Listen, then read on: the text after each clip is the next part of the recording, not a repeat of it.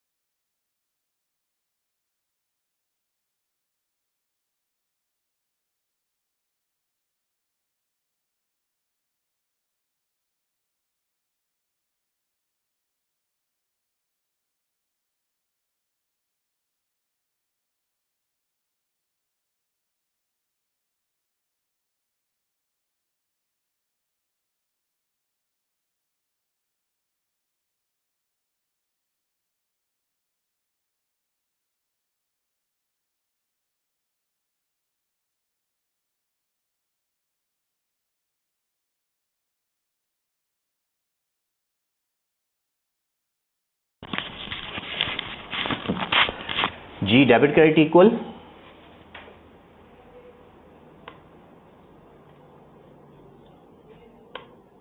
Question numbers लिखवाएं। पकड़ते हैं जल्दी से सवालों को।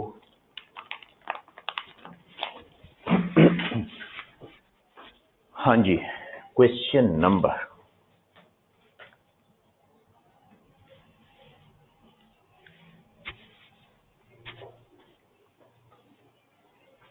हाँ जी, क्वेश्चन नंबर बताएं। 10, 13, 14 यही है।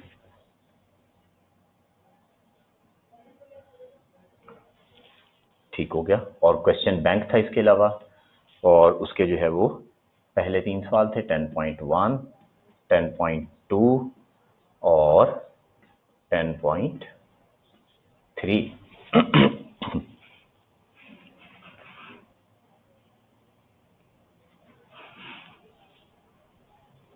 ओके, अच्छा, जो पैक का क्वेश्चन नंबर 1 है वो कर लिया था हमने कि नहीं किया? हाँ जी, पैक का क्वेश्चन नंबर 1 किया था कि नहीं किया था? क्वेश्चन नंबर 1 नहीं किया, चलें उसको भी देख लेते हैं। तो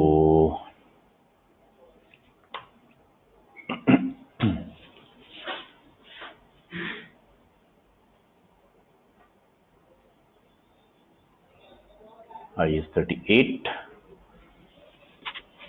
लो जी, क्वेश्चन नंबर 1 सबसे पहले देखते हैं।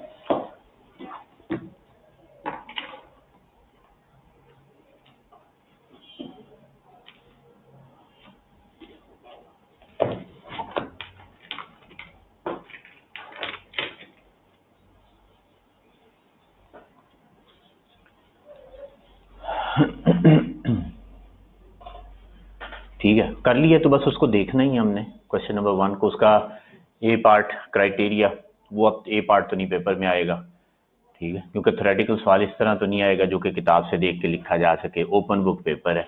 सेकंड पार्ट देखते हैं इसका। छोटा सा सवाल है, आसान सा है।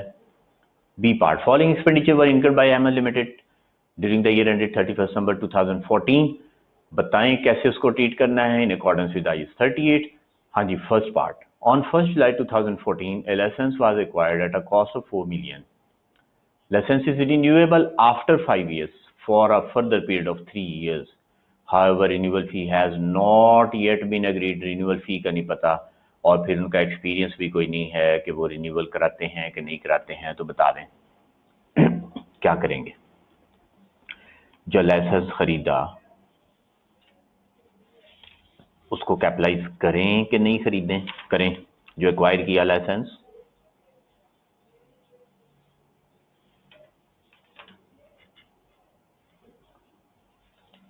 हाँ जी, 4 मिलियन का बाय किया, उसको कैपिटलाइज कर देंगे, इंटेंजिबल एसेट बना देंगे।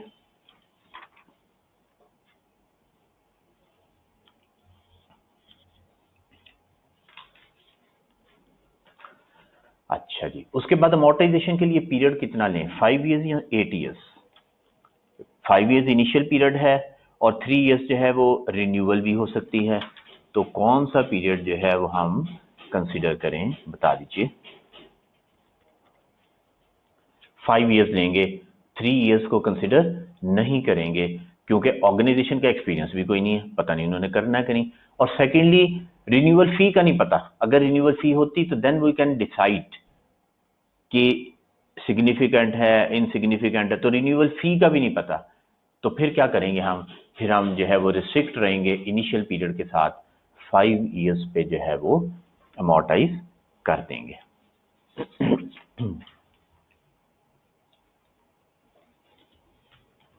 हाँ जी, क्लियर। चलिए नेक्स्ट पॉइंट पे। सेकंड पॉइंट है एडवर्टीजमेंट 2.5 मिलियन की, कई दफ़ा कर लिया, एक्सपेंस चार्ज कर देंगे। ठीक है, एक्सपेंस चार्ज कर देंगे। ये पहला था, इसको कैपिटलाइज करना था, फर्स्ट पार्ट को 4 मिलियन जो है वो कैपिटलाइज होना है और फिर उसको जो है अमोर्टाइज करना है कितने पे, 5 इयर्स पे।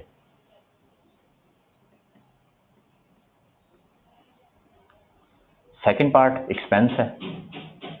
Third part in process research and development खरीदी, कितने की, 4.5 मिलियन की।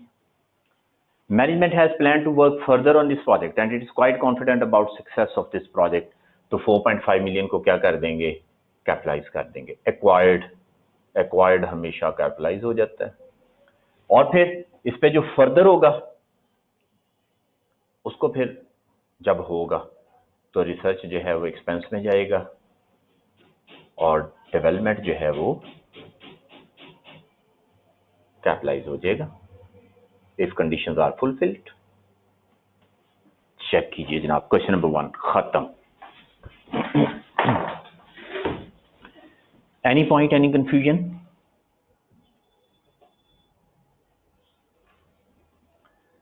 चलें क्वेश्चन नंबर 10 पे आते हैं।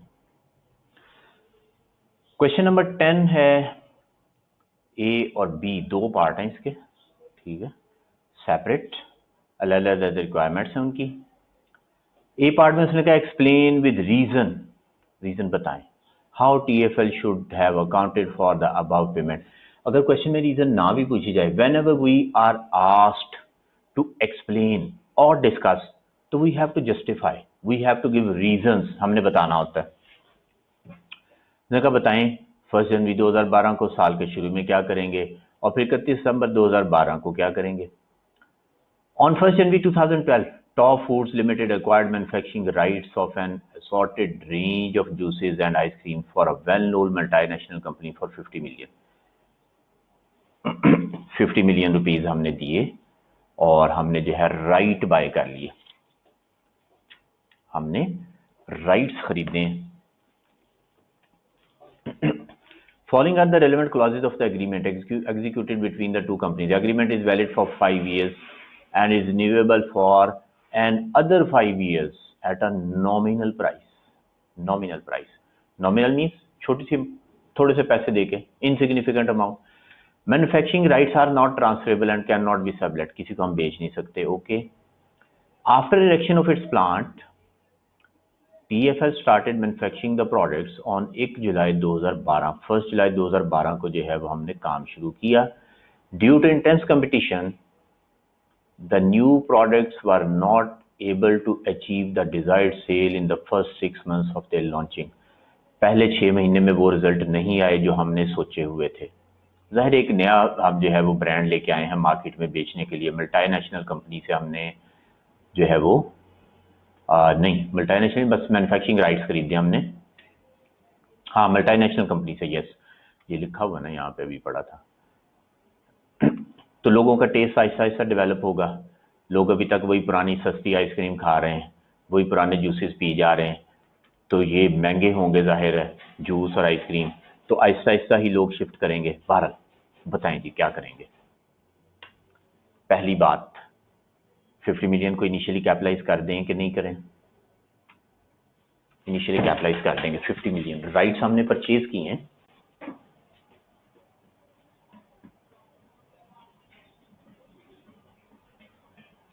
क्वेश्चन नंबर 10 का ए पार्ट,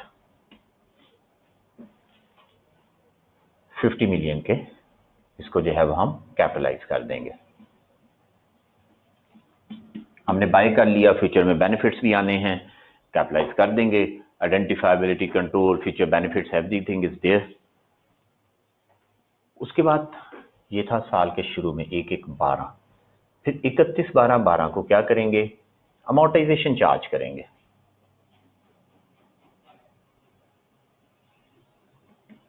कितने सालों पे, 5 साल पे, 10 साल पे?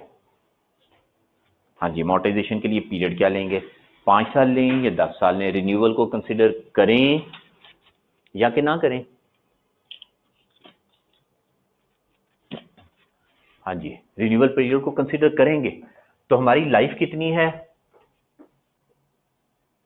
कितने से के लिए ये राइट है, 10 साल के लिए, 10 ईयर्स।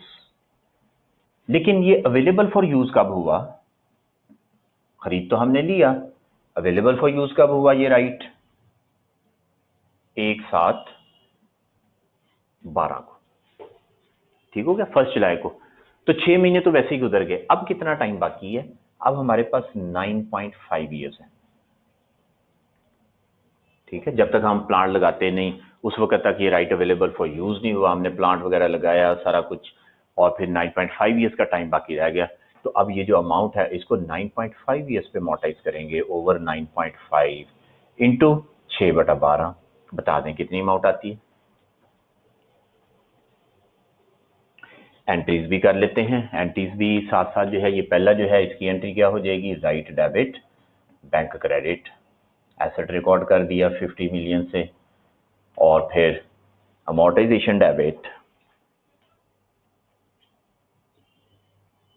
हम नरेटिव बता दें वो भी ठीक है, एंट्री करके दिखा दें तो बहुत अच्छा है, वो ज़्यादा अच्छा है। बल्कि जब हमसे अकाउंटिंग ट्रीटमेंट पूछी जाए तो हम बताएंगे ये एंट्री भी हो जाएगी। हाँ जी, 2.63 की अमाउंट बता रहे हैं, तो 2.63 जो है वो अमोर्टाइजेशन चार्ज हो जाएगी। तो जो उसने कहा हुआ है कि कंपटीशन था, हम अपने डिजायर्ड रिजल्ट्स जो है अचीव नहीं कर सके, उससे क्या फर्क पड़ेगा, उससे का भी कोई इम्पैक्ट आएगा कि नहीं आएगा? हाँ जी, आकाश साहब ने पूछा फर्दर रिन्यूअल का क्या करेंगे, ये हमने लिख दिया ना टाइम पीरियड। हमें फर्दर रिन्यूअल से क्या चाहिए होता है, सिर्फ टाइम चाहिए होता है। अगर फर्दर रिन्यूअल होनी है तो हमने उस टाइम को कंसिडर कर लेना है। इनसिग्निफिकेंट है तो हम एज्यूम कर रहे हैं कि हाँ ये रिन्यूअल होगी, तो हमने टाइम टोटल ले लिया 10 ईयर्स, बस इतना सा काम होता है। हमने टाइम कितना लेना है, कितने टाइम पे अमोर्टाइजेशन करनी है। तो renewal period is just considered for the life of the asset, that's it, इसके अलावा और कोई यूज नहीं इसका। हाँ जी, क्लियर है, क्लियर है कि नहीं क्लियर है, या कोई और सवाल है आपका? हाँ जी, अब हम एक और बात कर देंगे, हम कहेंगे चूंकि desired results are not achieved, were not achieved,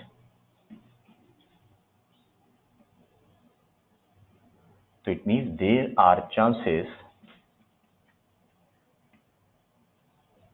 chances of impairment, ठीक है, इम्पेयरमेंट के चांसेस हैं। तो recoverable amount should be calculated,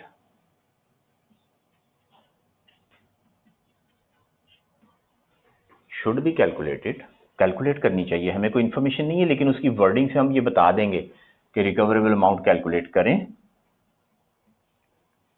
and impairment loss should be recorded.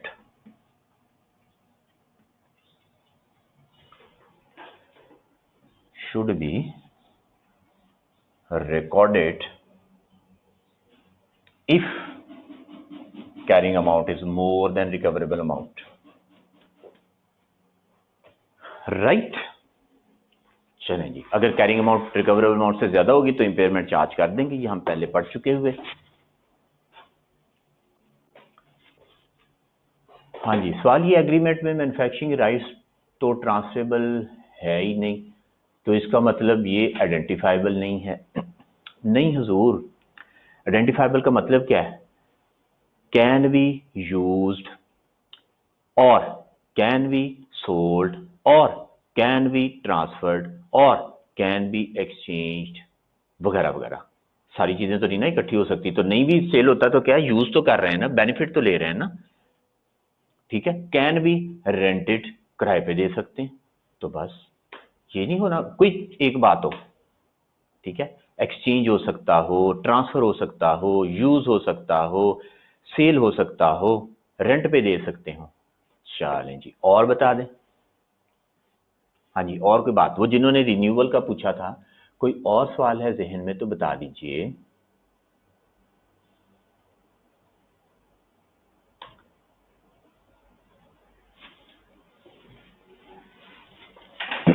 हाँ जी, कोई सवाल नहीं है, चलें आगे। एक छोटी सी एग्जांपल है, लाइसेंस लिया हमने कितने का, 1,00,000 रुपए का, ठीक है, 1,20,000 रुपए का।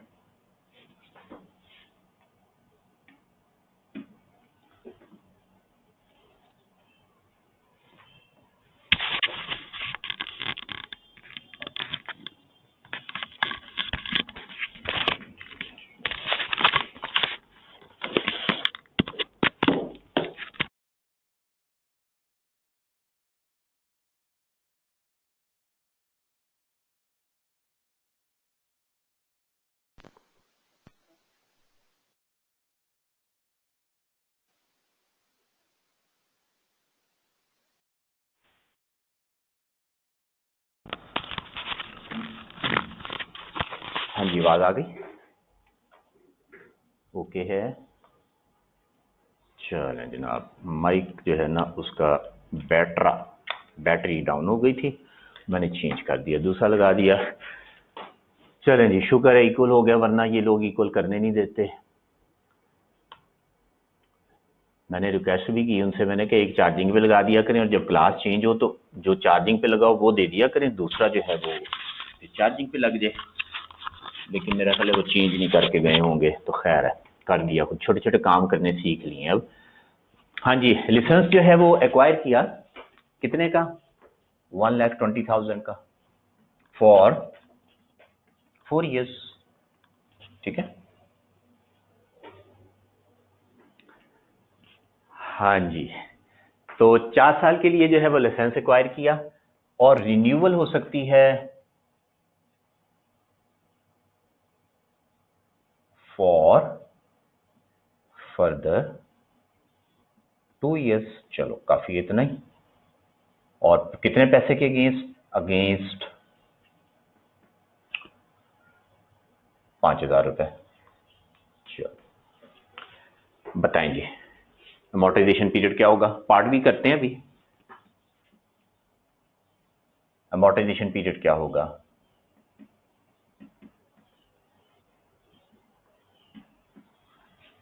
अमोर्टाइजेशन पीरियड 4 साल लें कि 2 साल लें, और 6 साल लें, 6 साल, वेरी गुड।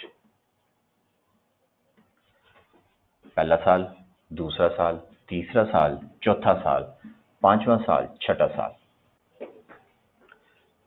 अमोर्टाइजेशन डिवाइड कर दें, 1,20,000 डिवाइड बाई 6 कितना हो गया, 20,000, 20,000, 20,000, 20,000,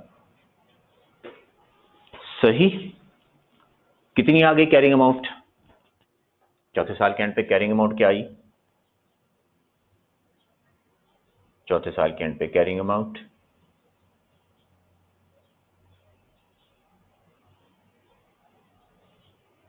4th ईयर के एंड पे 40,000 कैरिंग अमाउंट आ गई, 40,000। रिन्यूअल कराई हमने, कितने पैसे दिए, 5,000 रुपए, उसको भी कैपिटलाइज कर दें, कितना हो गया, 45,000।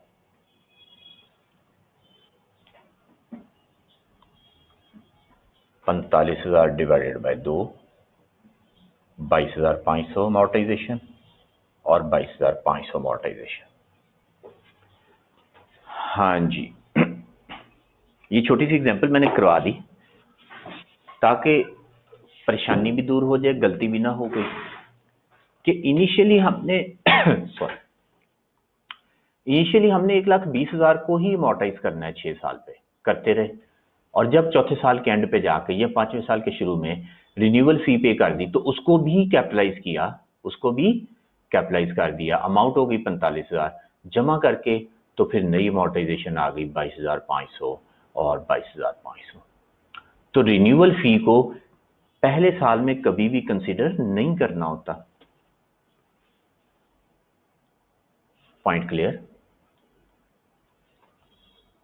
तो वो कोई साहब सवाल पूछ रहे थे, शायद वो इस तरह का कोई पॉइंट आउट करना चाहते हो कि रिन्यूअल फी हो तो उसको लेंगे कि नहीं लेंगे। तो रिन्यूअल फी जो है उसकी अमाउंट की कंसिडरेशन पहले 4 साल में नहीं होनी, लेकिन लाइफ उसकी शुरू में ही आ गई। समझ नहीं आई पहले साल कौन सा है?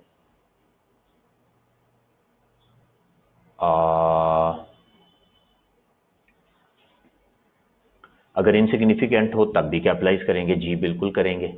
रिन्यूअल फी तो कैपिटलाइज होनी ही होनी है। आप चाहे अमाउंट छोटी हो बड़ी हो, अगले 2 साल के लिए पे कर रहे हैं, उसने कैपिटलाइज नहीं होना क्या?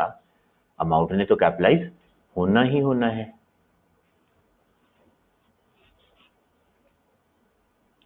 यहाँ पे सिर्फ मैं ये किसी क्वेश्चन का पार्ट नहीं है, ये मैंने एग्जांपल खुद से एक लिखी है, ठीक है। ये एग्जांपल मैंने खुद से लिखी थी, ये मैंने सवाल लिखा, ठीक है, और ये मैंने आंसर लिखा। बी पार्ट तो अभी करना है हमने, वो तो अभी मैं देखता हूँ उसमें क्या लिखा हुआ है।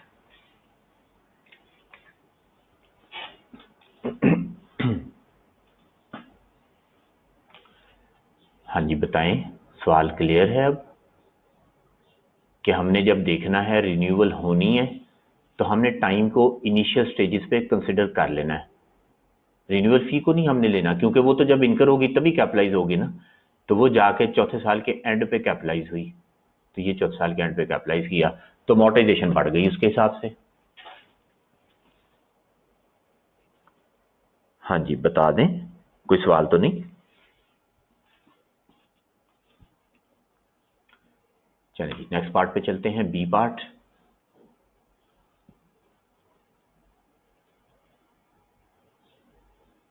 B part, on 1st January 2012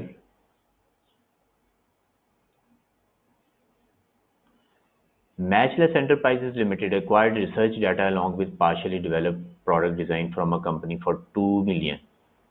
research cost इतनी है और डेवलपमेंट इतनी है, खरीदा हमने, तो बता दें 0.5 को एक्सपेंस चार्ज कर दें, 1.5 को कैपिटलाइज कर दें। जनरल एंट्रीज मांगी हुई हैं, चलें कोई एक्सप्लेनेशन नहीं देनी, just we have to record entries. बताइएगा।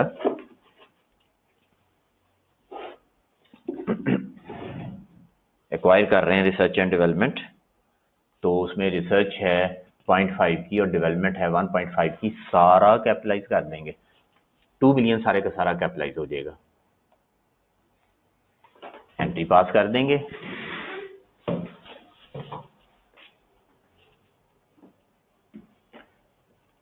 हाँ जी, इंटेंजिबल एसेट डेबिट, उसको R&D कह दें, इकट्ठा ही 2 मिलियन, और bank credit 2 million. Question number 10 b part.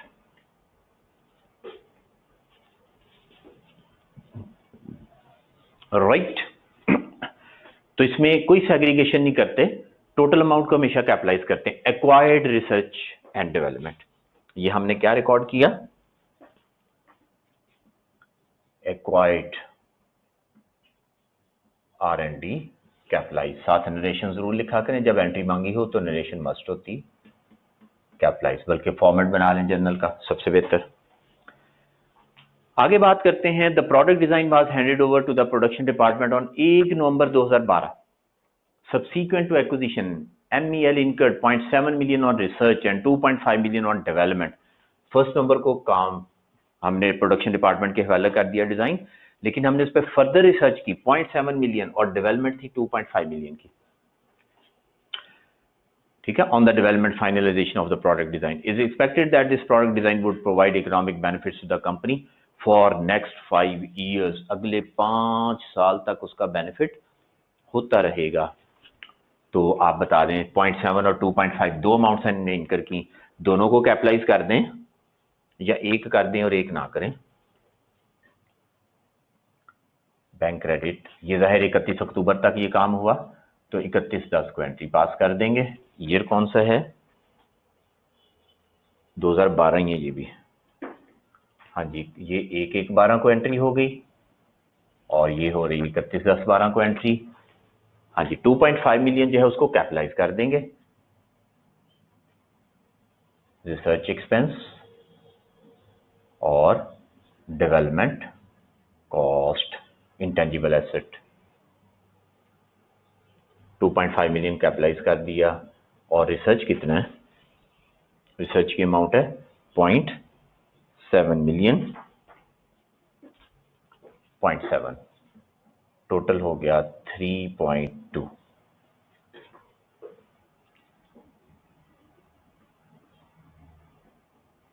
Further R&D recorded, further R&D done by the management, internal,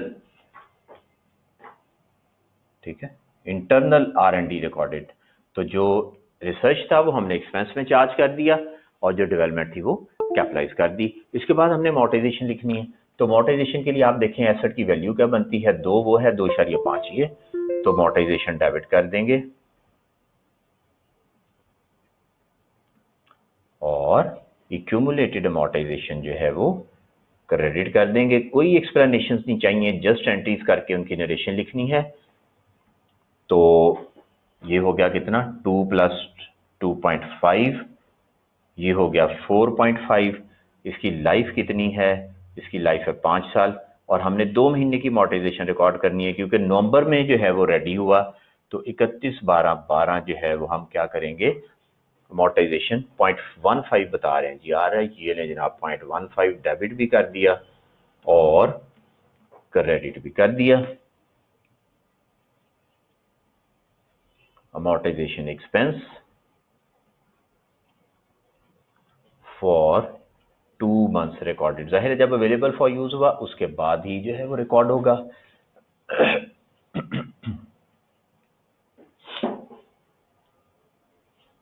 नहीं जी, 10 का बी पार्ट हो गया।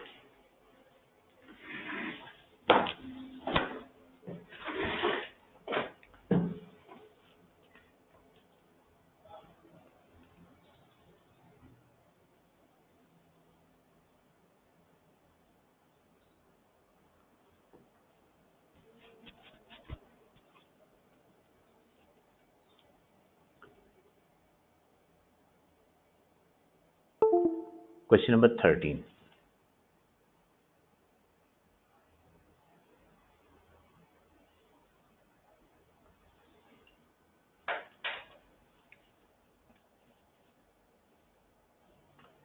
जब एक्वायर्ड एसेट पे और डेवलपमेंट करते हैं तो वो इंटरनली जनरेटेड नहीं होता। हाँ, जो हम काम खुद कर रहे हैं वो इंटरनली जनरेटेड है, सही बात, वो इंटरनली जनरेटेड है, बिल्कुल सही कहा आपने। इससे आगे क्या सवाल है आपका हमजा साहब? ये आपने ठीक बात की, वो इंटरनली जनरेटेड होता है। इससे आगे बताएं आप क्या कहना चाहते हैं?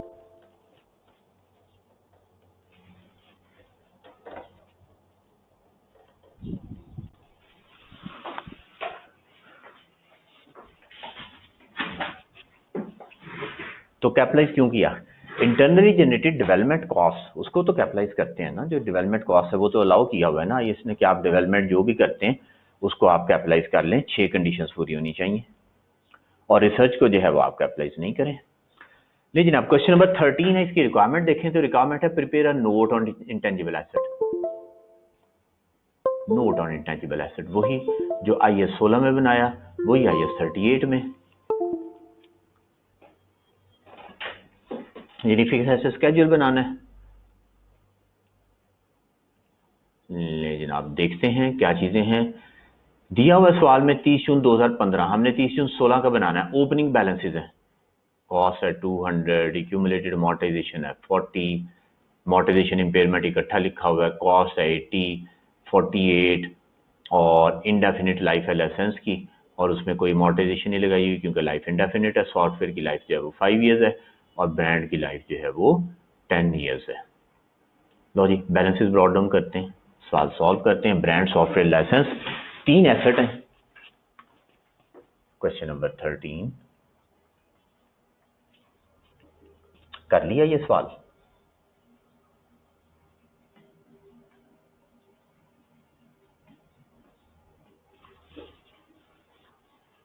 बना लिया? कोई प्रॉब्लम है, कोई मसला है? Brand, software, licence.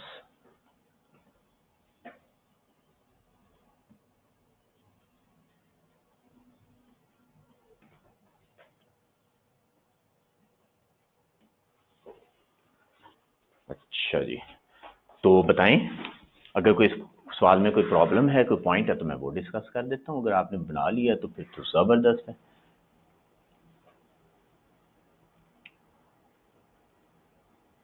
हाँ जी, बनवा दें एक दफा, यानी कि नहीं बनाया ना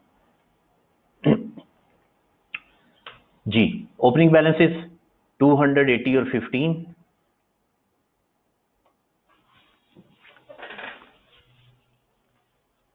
gross carrying amount brought down 280 और 15, और इसी तरह से यहां पे आ जाएगा नीचे अमोर्टाइजेशन एंड इम्पेयरमेंट, दोनों इकट्ठे।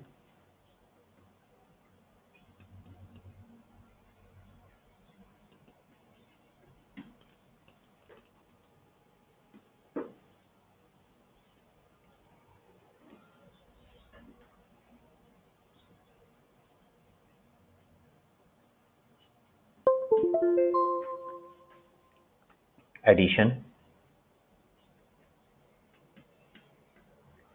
डिलीशन,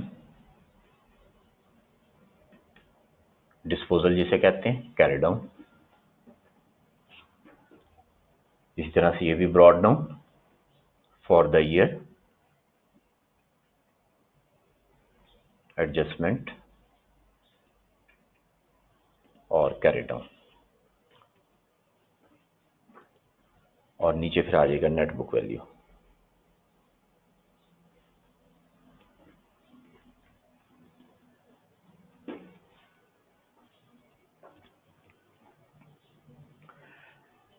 हाँ जी, 40, 48, 40, 48 और नील। अमाउंट्स लिख दी। ओपनिंग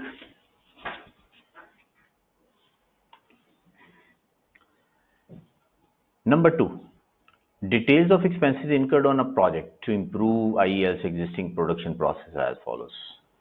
एक प्रोजेक्ट पे काम किया हमने, प्रोडक्शन प्रोसेस को इंप्रूव किया और उस पर पैसे लगाए कितने? जून 2015, पिछले साल तक 20, और जुलाई 15 से लेकर मार्च 16 तक 45। ये टोटल खर्चा हमने कर दिया हुआ इस पे। Expenses were incurred evenly during the above period. On 30th September 2015, it was established that the project is commercially viable.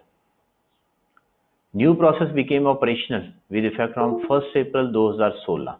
2016 1st April को जो है वो operational हो गया, and it is anticipated that it will generate cost saving of 10 million per annum for a period of 10 years. Straight line नजर आ रहा है, हर साल इक्वल बेनिफिट है, 10 साल तक फायदा होना है। बताएं जी, कैपिटलाइज किया जाए कुछ के नहीं?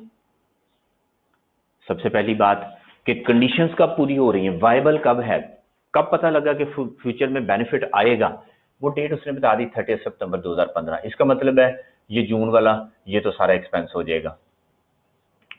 और ये जो 45 है, ये जो 45 है, इस 45 में से हमें जो है, ये है जुलाई से मार्च तक, हमने लेना है सितंबर के बाद अक्टूबर 15 से मार्च 16 तक। अक्टूबर 2015 से मार्च 2016 तक कितने महीने बन गए? अक्टूबर से लेकर मार्च तक 6 महीने। और ये 45 है 9 मंथ्स का, तो 45 डिवाइडेड बाय 9 इंटू 6/12 कितनी अमाउंट आती? 30 शायद, 30 की अमाउंट आती है। चेक कर लीजिए। तो 30 की अमाउंट जो है वो हमने कैपिटलाइज करनी है। हमने सिर्फ इंटेंजिबल एसेट का स्केड्यूल बनाना है, तो जो प्रॉफिट एंड लॉस में जाना उससे हमारा ताल्लुक नहीं। तो हमने 20 भी छोड़ दिया क्योंकि वो पिछला है, और इस साल में भी हमने अक्टूबर से ऑनवर्ड कैपिटलाइजेशन करनी है। जब कंडीशंस मीट हो गई, जब ये पता लग गया कि ये वाइबल है, उससे पहले प्रॉफिट एंड लॉस में जाएगा, तो 30 कैपिटलाइज हो जाएगा। तो इसका मतलब है एक और कॉलम बनाना पड़ेगा। जाहिर है ये डेवलपमेंट कॉस्ट है कि हमने एक प्रोसेस को इम्प्रूव किया, डेवलपमेंट कॉस्ट, तो एडिशन आ गई कितनी, 30 की एडिशन, ओपनिंग कोई नहीं है।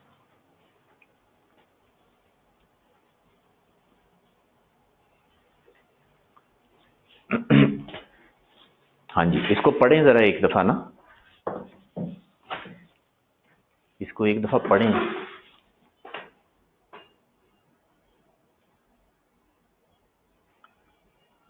बताया हुआ है कि हमने एक काम किया और वो काम जो है वो पता नहीं कब से चल रहा है, लेकिन पुराना चल रहा है। ठीक है, पिछले साल में भी कुछ कॉस्ट इनकर हुई है अप टू जून 2015। सबसे पहली बात ये पता है कि हमारा ईयर एंड जो है वो जून 30 2016 है, जो कि शुरू कब हो रहा है, 1/7/15 से शुरू होके तो 30 जून 16 तक जा रहा है।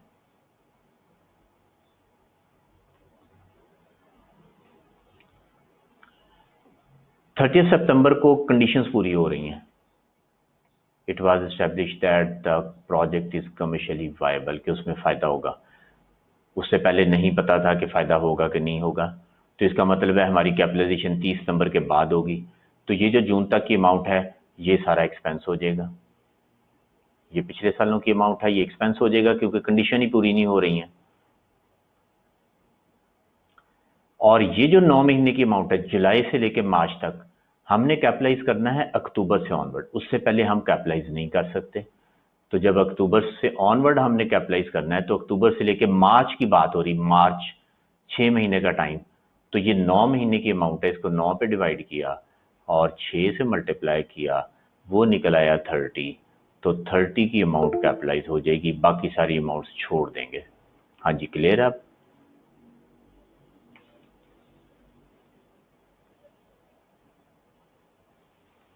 थर्टी कैपिटलाइज कर दिया और इसकी लाइफ है 10 ईयर्स। 1 अप्रैल से इफेक्टिव हो गया और विद इफेक्ट फ्रॉम 1 अप्रैल से ऑपरेशनल हो गया। तो कितने महीने की मोनेटाइजेशन आएगी?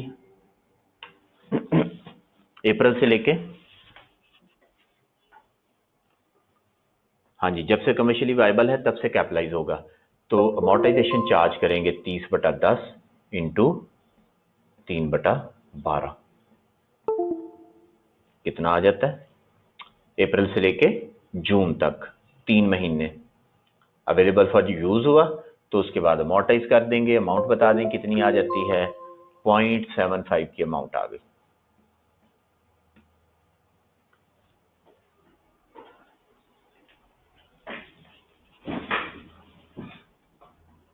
अगले पार्ट पे चलते हैं, third part. On 1 August 2015 IEL entered into an agreement to acquire an ERP software। ERP software लगा रहे हैं which would replace its existing accounting software, जो पहले को रिप्लेस कर देगा। न्यू सॉफ्टवेयर became operational 1 अप्रैल 2016। नवा जो है वो 1 अप्रैल 2016 को जो है वो ऑपरेशनल हो गया। तो 1 अप्रैल 16 से पहले पुराना सॉफ्टवेयर चलता रहा या बंद हो गया? उसने कहा रिप्लेस कर देगा। 1 अप्रैल से नया स्टार्ट हो गया, नया इंस्टॉल हो गया, नया सॉफ्टवेयर यूज होगा। तो 31 मार्च 2016 तक पुराना चलता रहा या कि नहीं? पुराना चलता रहा। इसका मतलब है जो पुराना है उस पे अमोर्टाइजेशन लगाएंगे कितनी, 9 मंथ्स की। सॉफ्टवेयर ओल्ड वो जितने का भी है उस पे 9/12 की अमोर्टाइजेशन लगा देंगे, और जो न्यू है वो 1 अप्रैल से शुरू हुआ तो उस पर 3/12 की अमोर्टाइजेशन लगा देंगे, लेके मार्च तक पुराना और फिर अप्रैल से लेके जून तक 3 महीने नया। राइट, पुराना कितने का था? हाँ जी, पुराना कितने का है और उसकी लाइफ क्या है? पुराना 80 का है और इसकी लाइफ, हाँ जी कितनी लाइफ है?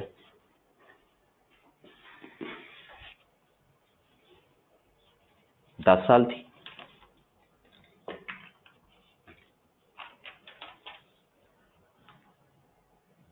पुरानी की लाइफ क्या थी?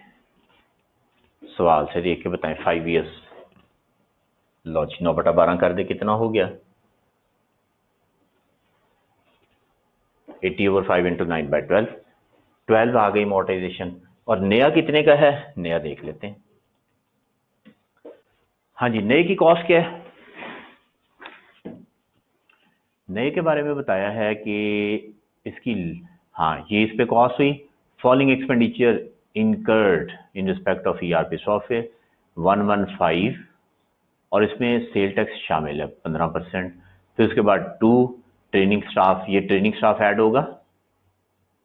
हाँ जी, ये ट्रेनिंग स्टाफ ऐड होगा, नहीं होएगा कभी भी। और फिर उसके बाद है कंसल्टेंसी चार्जेस, जीएसटी आ जाएंगे। कंसल्टेंसी भी आ गई, तो 115 जमा 5 किया तो ये बन गया कितना? 120।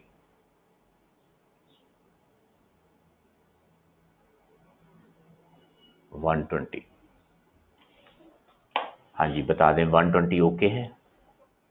तो 120 का नया सॉफ्टवेयर आया। सेल टैक्स उसमें शामिल है। सेल टैक्स अलहदा तो नहीं करना? हाँ जी, सेल टैक्स अलहदा तो नहीं करना, बताइएगा।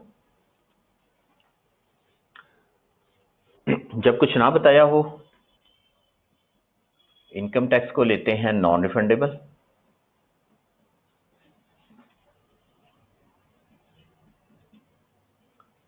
और सेल टैक्स को लेते हैं, सॉरी, इनकम टैक्स को लेते हैं रिफंडेबल हमेशा, और सेल टैक्स को लेते हैं नॉन रिफंडेबल। ये हम बात कर रहे हैं किसकी? एसेट की।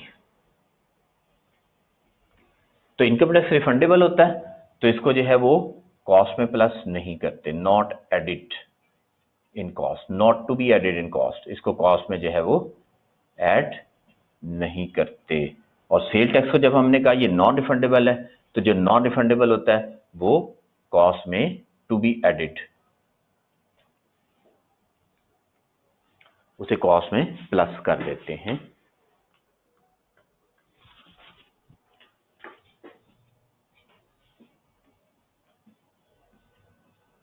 To be added in cost.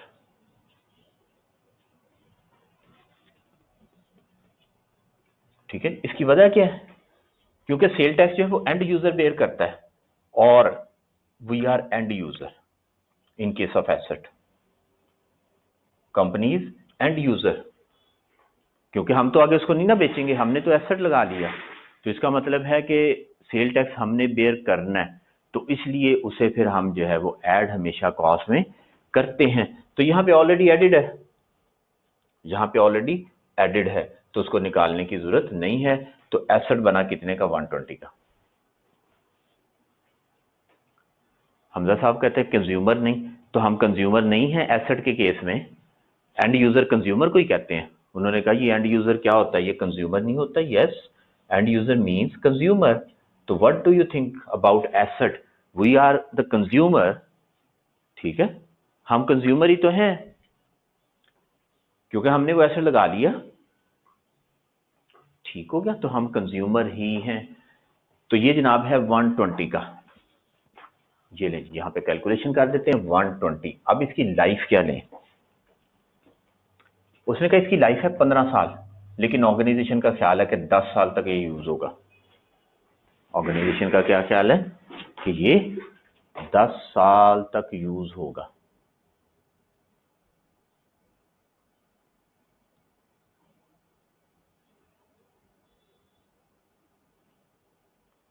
तो हम 15 साल लें लाइफ या 10 साल लें?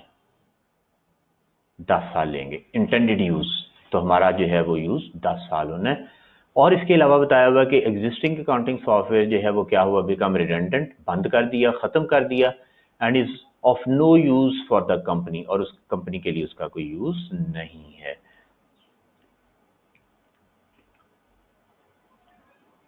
तो 10 साल पे इसको जो है वो अमोर्टाइज करना है। करें जी, क्या अमाउंट आती है 120/10 इंटू 3/12 3। लो जनाब 3 आ गया। ऊपर चलते हैं, फिगर्स लिखते हैं। सॉफ्टवेयर में एडिशन हो गई 120 की,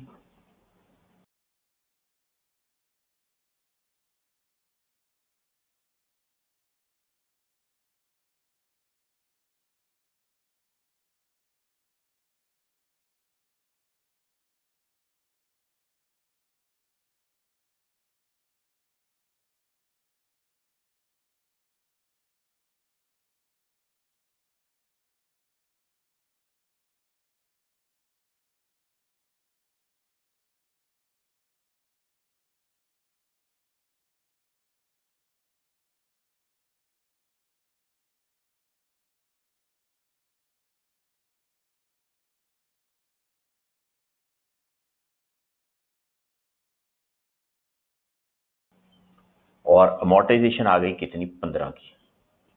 इसकी वो नीचे वर्किंग बनाई, उसको आप W1 कह दें।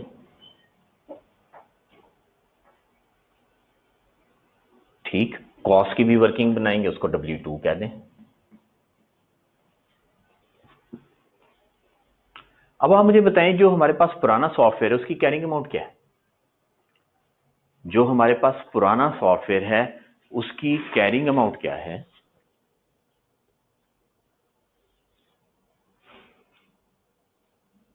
हाँ जी, ये देखें 48 उसकी डेप्रिसिएशन थी पहले से, और 12 हमने और लगा दी W3। इंपेयरमेंट लॉस निकालने लगे। रिकवरेबल अमाउंट क्या सॉफ्टवेयर की? कोई फायदा नहीं होना। रिकवरेबल अमाउंट कोई यूज नहीं उसका, 0। और कैरिंग अमाउंट क्या है? 80 का वो एसेट है, और 48 और 12, 48 पहले पड़ा हुआ है, 12 अब हमने लगाया। 60 माइनस करें तो ये बना कितना 20 का इंपेयरमेंट लॉस आ जाएगा।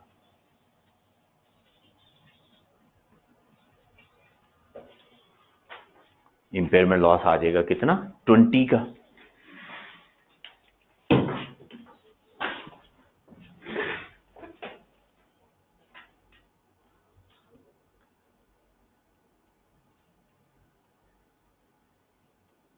तो यहां पे हमने 20 भी लिख दिया, इसके साथ दोनों चीजें आ गई, अमोर्टाइजेशन भी आ गई और इंपेयरमेंट लॉस भी आ गया, और मेंशन कर दिया इसके साथ W3।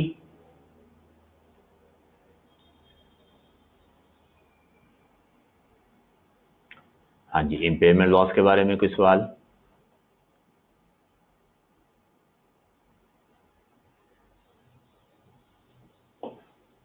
जो हमारा पुराना सॉफ्टवेयर है, ओल्ड सॉफ्टवेयर, उसकी कैरिंग अमाउंट है 20, है कि नहीं है? ये उसकी कॉस्ट है। ये डेप्रिसिएशन अमोर्टाइजेशन पुरानी थी, ये हमने अब लगाई, टोटल 60 हो गया। तो 80 में से 60 माइनस किया, 20 हमारे पास कैरिंग अमाउंट है। रिकवरेबल अमाउंट कुछ भी नहीं है, तो 20 सारे का सारा इंपेयरमेंट लॉस हो गया।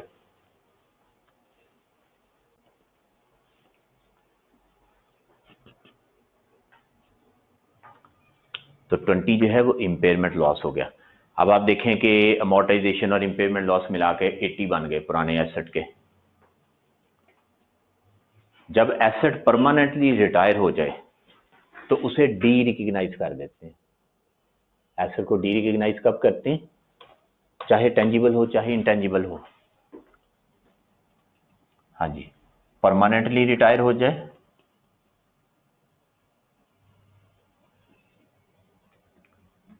या एसेट डिस्पोज हो जाए, दोनों केसेस में जो भी केस हो जाए डी रिकग्नाइज कर देते हैं एसेट को, डी रिकग्निशन ऑफ एसेट। ठीक है, asset to be derecognised, यानी इसको किताबों से निकाल दें, उसे फिक्स एसेट्स में से निकाल दें, डी रिकग्नाइज कर दें, एसेट में से उसकी छुट्टी करा दें।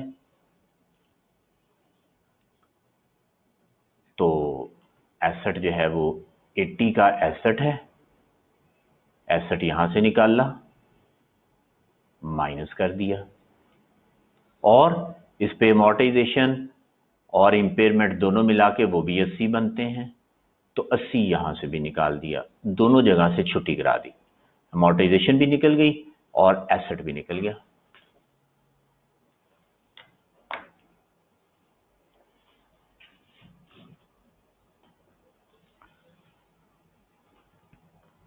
Understand? Cycle stand, bus stand, fruit stand कि रोटी स्टैंड? हाँ जी, ओके। क्लास स्टैंड, चलो जी, क्लास 10, खड़े हो जाओ सारे, उठ जाओ फटाफट, बैठे हुए आराम से, जल्दी करें, चले तैयार हो जाएं, फिर करने लगो क्लास 10। और साथ जो है वो ऐसे करके एक जो होता है ना, एक सल्यूट भी मारो।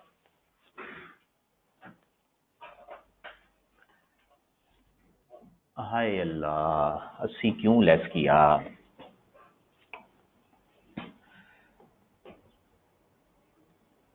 हमने एसेट को करना है डी रिकग्नाइज, ठीक है, डी रिकग्नाइज।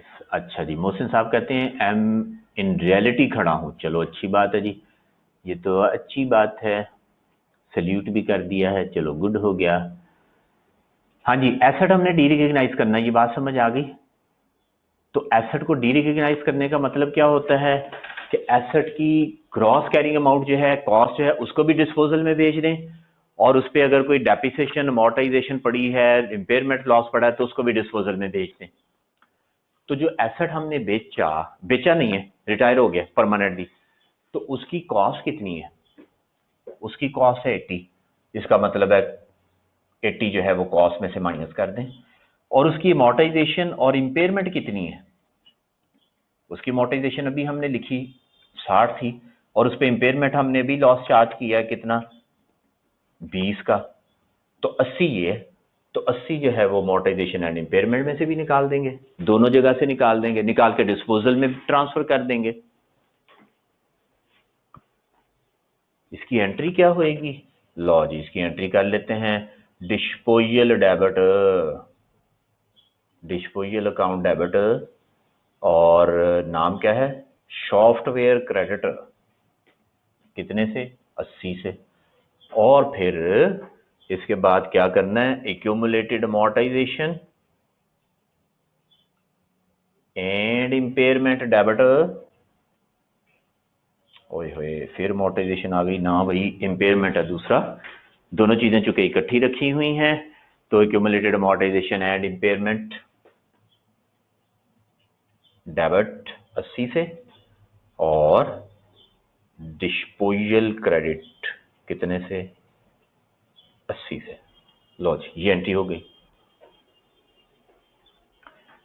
डिस्पोजल नहीं हुआ, इररेलेवेंट।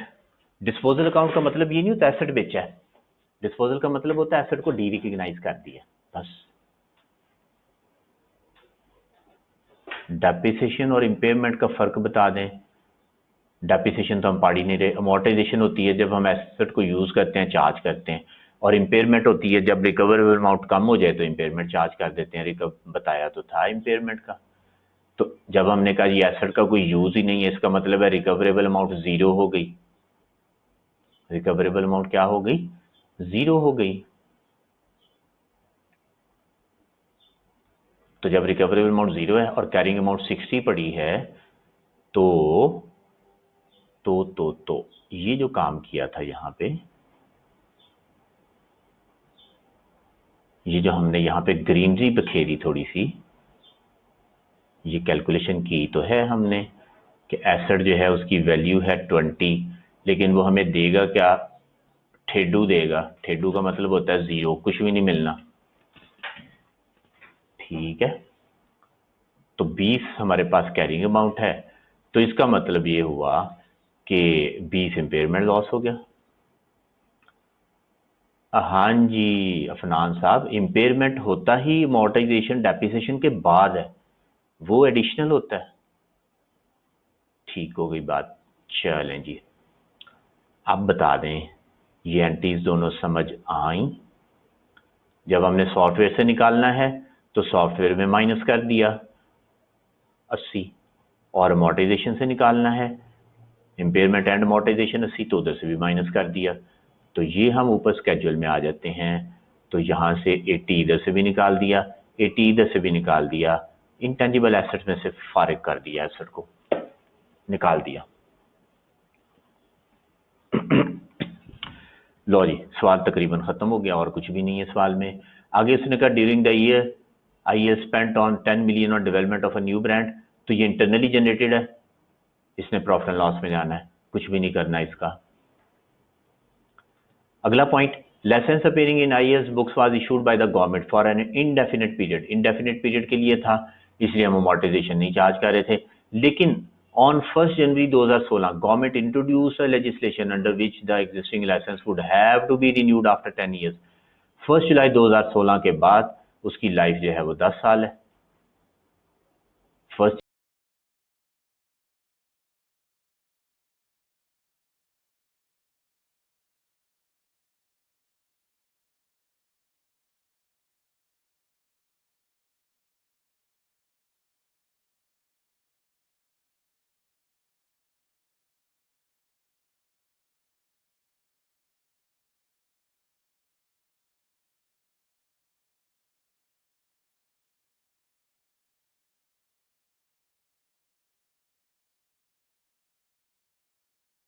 जनवरी 2016 के बाद 6 महीने की अमोर्टाइजेशन लगा दें, बस लाइफ जो है वो डेफिनेट हो गई, तो अमोर्टाइजेशन लगा दें।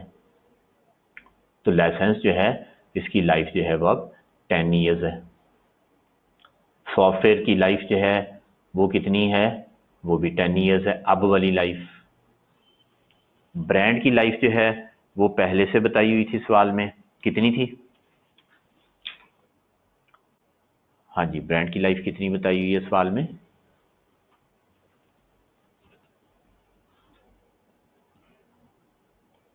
10 ईयर्स ब्रांड की।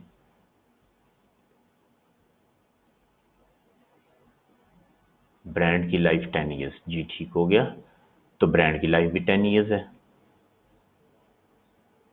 डेवलपमेंट कॉस्ट की लाइफ वो भी 10 ईयर्स है, सबकी बराबर ही आ गई है।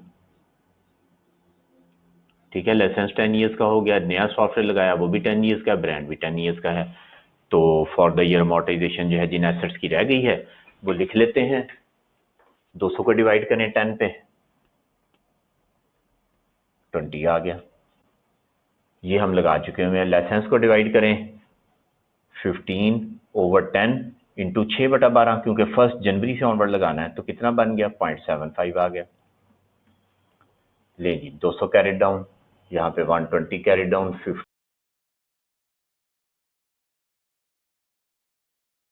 कैरेट डाउन, 30 कैरेट डाउन, एक टोटल का कॉलम भी बन जाएगा।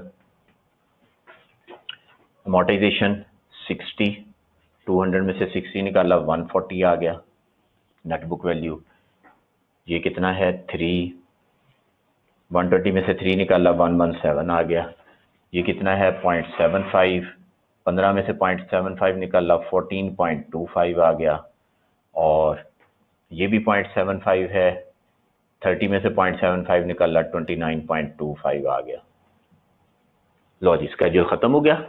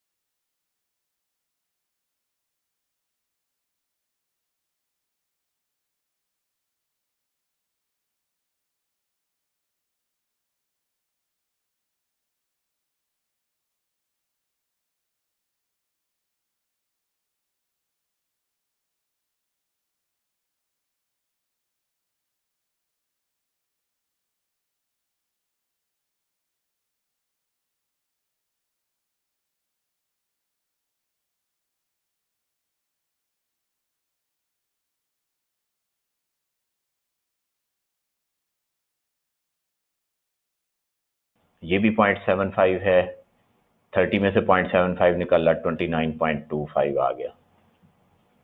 लो जी, स्केड्यूल खत्म हो गया।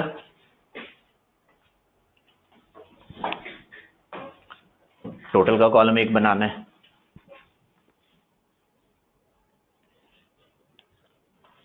और इसके आगे लिखें और डिस्क्लोजर्स जो करने हैं वो मैं आपको लिखवा दूं। लिखें जी, शाबाश, लिखवाऊं। इस टेबल के नीचे कुछ चीजें डिस्क्लोज करनी हैं, वो आप लिखें। पहली बात, intangible assets are carried at, बताना ना कौन सा मॉडल है, कॉस्ट या इवैल्यूएशन, तो वो इस तरह बताते हैं। Intangible assets are carried at cost less accumulated amortization and accumulated impairment losses।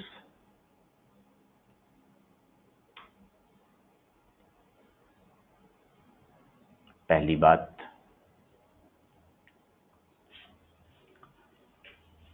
Repeat नहीं होगा। रिपीट के लिए जो है वो लेक्चर की वीडियो देखिएगा। हाँ जी, साथ साथ लिखा करें ना। लिखें जी, intangible assets are carried at cost less accumulated amortization and accumulated impairment losses। हाँ जी, लिख लिया। दूसरी बात, intangible assets are amortized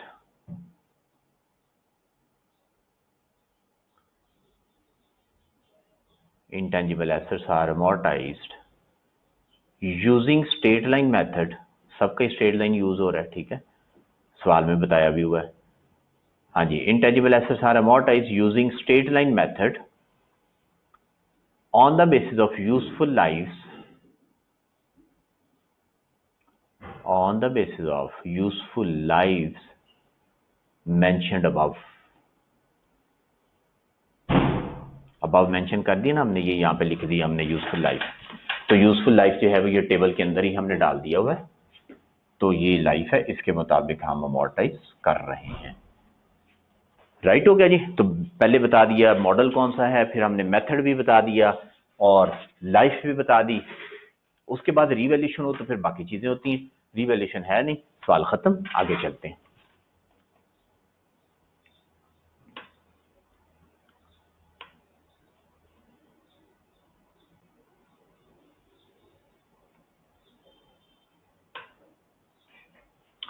कोई पॉइंट? 10.123 आपने कर ली, उसमें कोई मसला तो नहीं हुआ? क्वेश्चन बैंक का आपने करना है आगे 10.5 से लेके 10.5। देखिएगा उसमें से हमने कुछ सवाल कर लिए हुए हैं। 2 सवाल कर लिए हुए हमने। 10.4 अभी नहीं होगा, वो हम पढ़ेंगे जब IAS 37, तो उसके बाद करेंगे। कोई क्वेश्चन नहीं है? मैं अभी सवाल नंबर, हाँ अली ज़ैद साहब कहते हैं कि रिवैल्यूएशन का कोई सवाल नहीं है। आपने क्वेश्चन नंबर 14 किया नहीं ना होगा, इसलिए कह रहे हैं। जिन्होंने क्वेश्चन नंबर 14 किया होगा उसमें रिवैल्यूएशन दी हुई है, ठीक है। अच्छा जी, अच्छा जी, क्वेश्चन 10.5 से लेके 10.10 तक ऑल क्वेश्चंस ये सारे कर लेने हैं आपने। इसमें 2 सवाल हैं जो कि हमने कर लिए हुए हैं, जो इनमें थे, जो भी सवाल हमने किए हैं ना पैक के, तो वो 2 सवाल छोड़ दीजिएगा, बाकी जितने भी होंगे वो कर लीजिएगा। तो 10.123 में होपफुली के कोई मसला नहीं होगा। अच्छा जी, क्वेश्चन नंबर 14 पे चलते हैं।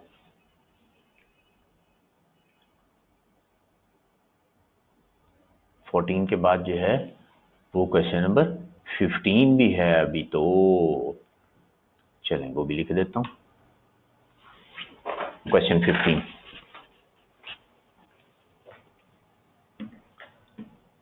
नोट्स में से ले जनाब, अच्छा टाइम गुजर जाएगा आपका। क्वेश्चन नंबर 14, लाइसेंस लिया हमने on 1 July 2016। Sunshine limited acquired 4 licences namely ABCD for a period of 10 years। Licence हमने लिया, क्वेश्चन नंबर 14, इनिशियल पीरियड क्या है हर लाइसेंस का?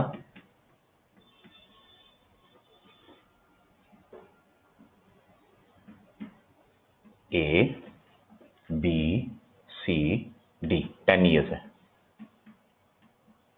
सबका इनिशियल पीरियड 10 ईयर्स है। चले, the following information is available in respect of these licences.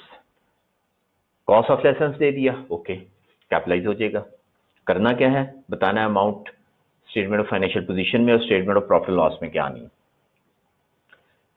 Expected period of cash generation from acquisition date 12 years, indefinite 6 years, 12 years. Organisation का ख्याल है कि इसकी यूजफुल लाइफ क्या है, ऑर्गेनाइजेशन का ख्याल है कि इसकी यूजफुल लाइफ क्या है 12 साल, इंडेफिनिट, ठीक है, इसको जरा बल्कि थोड़ा नीचे करके हमें चाहिए था, हम लिखते नीचे कर लेते हैं जरा।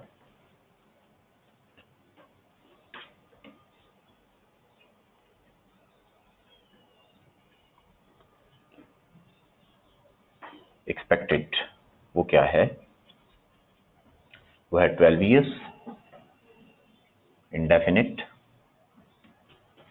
और उसके बाद है 6 ईयर्स और फिर 12 ईयर्स, 6 ईयर्स और 12 years. Next, renewal would allow SL to use the licence for another 5 years. 5 साल और भी पीरियड है, 5 साल और भी पीरियड है रिन्यूअल का। अब आपसे सवाल कि रिन्यूअल फीस ये दी हुई है, इनमें से कौन सी सिग्निफिकेंट है और कौन सी इनसिग्निफिकेंट है, ये बता दें मुझे। हाँ जी, इनमें से कौन सी सिग्निफिकेंट है और कौन सी इनसिग्निफिकेंट है? जी, ए बी की सिग्निफिकेंट है और सी डी जो है वो इनसिग्निफिकेंट है।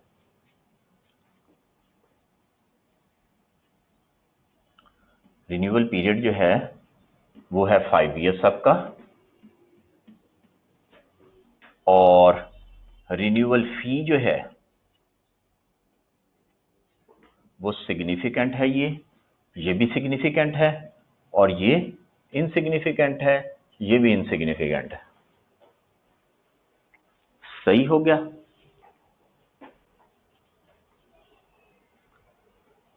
वापस आते हैं, और 5 साल उसने कहा था पीरियड है। अब आप मुझे बता दें कि हम जो यूजफुल लाइफ लेंगे, ठीक है जी, जो यूजफुल लाइफ होगी जो हमें लेनी चाहिए, ए के केस में क्या लेनी चाहिए? हाँ जी, ए के केस में यूजफुल लाइफ क्या लेनी चाहिए? 17 साल लेनी चाहिए। जब सिग्निफिकेंट हो, जब सिग्निफिकेंट हो रिन्यूअल फी, तो क्या हम कंसिडर करते हैं? बताएं मुझे, रिन्यूअल पीरियड को कंसिडर करते हैं? जी, नहीं करेंगे ना, तो रिन्यूअल पीरियड को कंसिडर नहीं करेंगे, तो हम जो इनिशियल पीरियड है 10 ईयर्स वही लेंगे, और बेनिफिट इसका 10 से ज्यादा ही आना है, तो इसका मतलब है हम 10 ईयर्स ले लेंगे। पहला,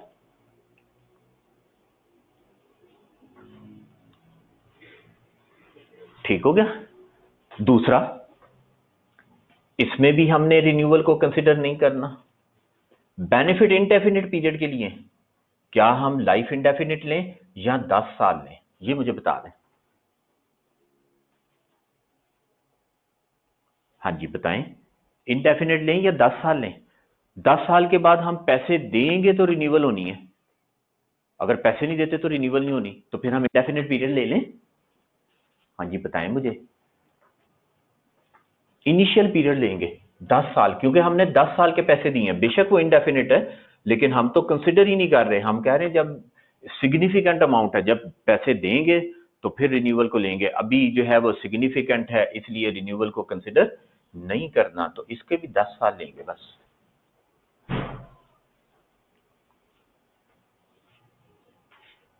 सी पे चलते हैं।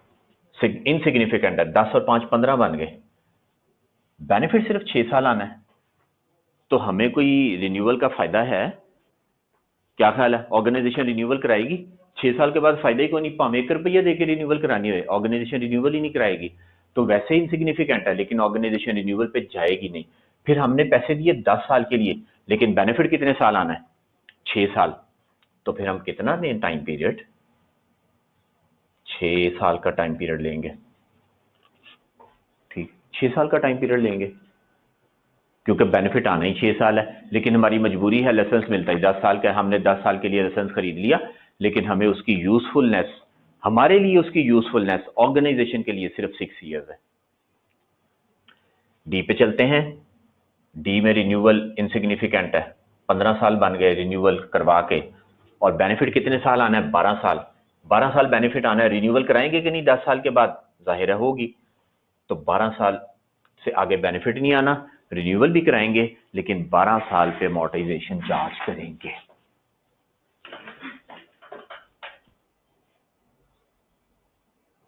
पहली बात, जितनी यूजफुलनेस हो उससे ऊपर जा नहीं सकते। दूसरी बात, सिग्निफिकेंट पीरियड हो, सिग्निफिकेंट रिन्यूअल फी हो, तो रिन्यूअल पीरियड से ऊपर नहीं जा सकते, रिन्यूअल पीरियड को कंसिडर ही नहीं करेंगे, ओरिजिनल पीरियड से ऊपर नहीं जाएंगे। तो इसलिए पहले दोनों केसेस में बेनिफिट तो ज्यादा अच्छा हो सकता है, लेकिन हम 10 साल पे रिस्ट्रिक्ट रहे। फिर उसके बाद बेशक इनसिग्निफिकेंट अमाउंट है, लेकिन अगर फायदा ही नहीं है तो हम जाएंगे ही नहीं रिन्यूअल पे, वैसे ही छोड़ दिया जाएगा सी के केस में, और 6 साल हमने ले लिए, और डी के केस में इनसिग्निफिकेंट था, 5 साल को भी कंसिडर कर लेंगे, 15 बन गया, लेकिन अगेन बेनिफिट सिर्फ 12 साल का, तो हम 12 साल पे जो है वो इसको अमोर्टाइज कर देंगे। सोल्यूशन इसका देखते हैं कि उसमें क्या किया, कुछ ऐसा ही है या कुछ और है। सवाल नंबर 14, ये देखें जी, ये यूजफुल लाइफ है 10 साल, 10 साल, 6 साल और 12 साल, ये यूजफुल लाइफ ले लेंगे। पीछे आते हैं, ये बुक वैल्यू निकाल ली, बुक वैल्यू निकल आई हर केस में, ठीक है, और ये रीवैल्यूड अमाउंट दी हुई है, ये रीवैल्यूड अमाउंट लेंगे, डी को रीवैल्यू नहीं करेंगे। ये आखिरी बात बताने लगा हूं कि इनटेंजिबल एसेट जो है उसको रीवैल्यू तब करते हैं, इनटेंजिबल एसेट, ये आखिरी बात आपको बता रहा हूं, और फिर हमारा लेक्चर खत्म हो जाएगा, फिर आपसे मुलाकात होगी मंडे को। Intangible asset revalued only if active market exist, if active market exist, अगर एक्टिव मार्केट एग्जिस्ट करती हो। तो डी के केस में उसने बताया कि मार्केट एग्जिस्ट नहीं करती, वैसे वैल्यूअर ने हमें वैल्यू करके बता दिया, तो वैल्यूअर की वैल्यू जो है वो हमारे लिए रेलेवेंट नहीं होगी। अगर एक्टिव मार्केट नहीं है तो बस एसेट रीवैल्यू नहीं हो सकेगा, तो हमने जो है वो डी को रीवैल्यू नहीं चल करना, वो कॉस्ट मॉडल पे ही चलेगा, ठीक है। ये लिखा हुआ यहाँ पे नो एक्टिव मार्केट, तो इसका मतलब है डी रीवैल्यू नहीं होगा, बाकी तीनों जो है वो हो जाएंगे। एक्टिव मार्केट का मतलब होता है कि मार्केट में बायर मौजूद है, आप मार्केट में जाएं बिक जाएगा फौरन, ये एक्टिव मार्केट होती है। वही डेफिनेशन जो इकोनॉमिक्स में कि बायर्स हैं, आप जब चाहें जाके मार्केट में बेच सकते हैं, तो उसकी एक्टिव मार्केट है ही नहीं, वो बिकना ही नहीं मार्केट में, कोई कस्टमर लब के बेचना पड़ेगा, तो उसको रिवैल्यू नहीं करेंगे। ओके जी, अल्लाह हाफिज। ये क्वेश्चन 14 कर लीजिएगा, अब तो इसमें कुछ भी नहीं रह गया, सिर्फ रिवैल्यूएशन सरप्लस रिकॉर्ड करना है। इवन देन अगर कोई मसला हुआ तो हम जो है वो ट्यूसडे से न्यू चैप्टर स्टार्ट होगा, मंडे से इंशाल्लाह हो जाएगा, लीव शुरू कर देंगे, ठीक है, मंडे से लीव शुरू कर देंगे इंशाल्लाह। जो आपको सवाल दिए हैं वो तकरीबन आप कर ही आएंगे, इक्का दुक्का पॉइंट होंगे तो देखेंगे, अगर ना हुए तो कुछ सवाल करके लीव शुरू कर देंगे, और फिर उसके बाद जो है वो हम बाकी सवाल अगले दिन डिस्कस कर लेंगे। ओके जी, अल्लाह हाफिज, अस्सलाम वालेकुम रहमतुल्लाहि व बरकातहू। सर जी जल्दी कह दें।